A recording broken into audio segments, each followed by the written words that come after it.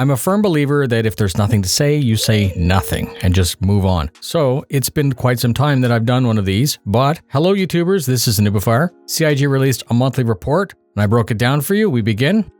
Under AI, they list that they finalized work that allows NPCs to transition between EVA and environments with gravity. They also have NPCs that can enter and exit ships through airlocks and hatches, and they can also vault over ledges. They also list that they're working on two-dimensional voids such as rodents that will move across the terrain using nav mesh. Animation reported that they focused on improving visual results for reloads and takedowns, and for 320, they worked on basic idles for weapons and knives. Character and ship art lists that they began the white box phase for the RSI Polaris, and they also did the interior white box, which they listed as completed. They did final art on an unannounced ship. No doubt we're going to see that at CitizenCon on sale. Crusader A1 Spirit through final art, and C1 Spirit is in gray box. They listed two more unannounced ships in gray box. Tumble Storm is at the end of the production. All new vehicle, which is an unannounced vehicle, is in white box for all variants except for one, and they're progressing on the Santuk I and the Origin X1. Engine reports the following, that the star build progression, which is some kind of in-house code to replace what is listed as WAF, Hull C implementation and bug fixes, physics code bug fixes, Rastar and resource network progress. They assisted the server meshing team to perform improvements and fixes, and something to do with an async editor loading bug fix. Under features, they listed that they've begun experimenting with skill progressions, which is building strength to carry over heavier objects, performing takedowns for better, quieter attacks. And they began implementing a sliding mechanic for sprint crouching.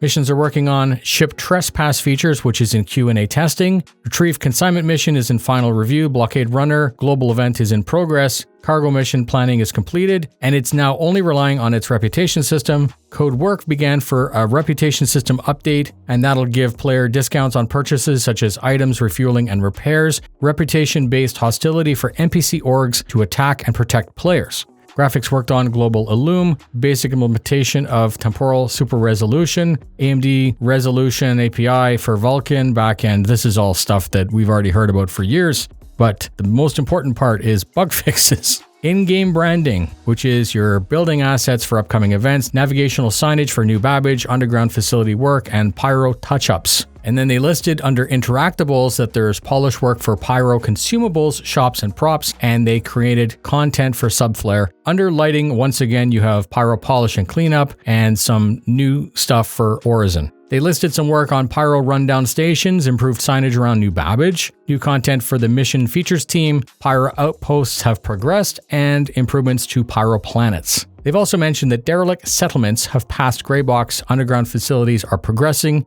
They've worked on cloud rendering, they have a new temporal render mode, they're still working on UI, and they've finished a pass on the Size 5 bomb and 3 upcoming vehicles.